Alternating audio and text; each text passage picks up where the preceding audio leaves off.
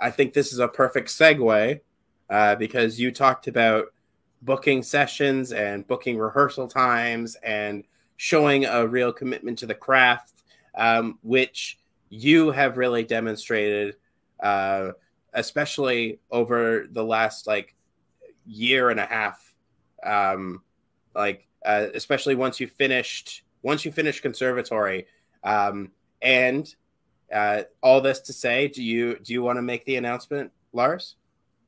Sure. This is a unofficial, but I found out earlier this morning, actually, that I booked a large lead role in an episode of a series. I guess I can't name right now, but No. Fantastic role. One of the coolest roles.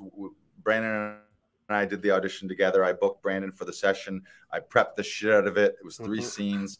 I felt great about the audition, and then it kind of went away. We did it back in April, and it was kind of one of those ones where it was like, oh crap, I felt really great about that and thought I did some great things, but I guess it went another direction.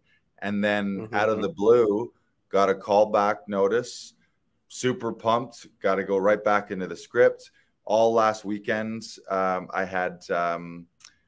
was rehearsing it and running it, and it was a Zoom callback. And I want to speak directly to people who are saying like, oh, Zoom callbacks are hard, or it's just all the tech or the nerves or any of that stuff.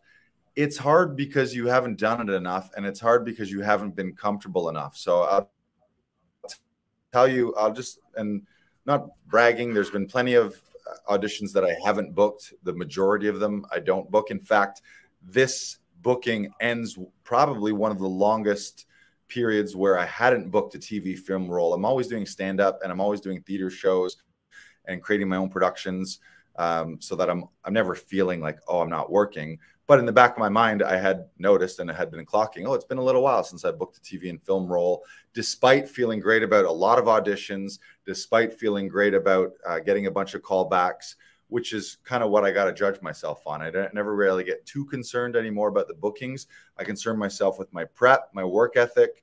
Did I do everything I could in the audition and or the callback on my work? And then it's just kind of like, you got to let it go. And if they don't choose you, they don't choose you. I don't take it personally. And I certainly never, I really never got into a rut of like, oh, am I cut out for this? Or am I really an actor? It was like, no, I'm doing good work. It's just not quite landing in the right situations. So this one specifically, I just want to share what I did is, first we worked a ton. I booked Brandon, professional coach, to help me with it. He treats it like his audition. So he's coaching me, giving me good things.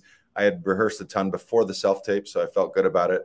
But then this weekend, when I get the callback notice, I, of course, was rehearsing on my own, but I wasn't just rehearsing walking around aimlessly. I knew it was going to be a Zoom setup. So I set up my Zoom setup in the studio so that I have it exactly how it's going to be. I can see my frame. I can work out my eye lines. Sunday night, I was rehearsing a shit ton on Zoom. Like literally, I just opened up a Zoom meeting so that I could figure out, okay, here's my entrance point. There's my eye line. Here's my close-up frame. Here's my wide frame. Where are my eye lines for my looks.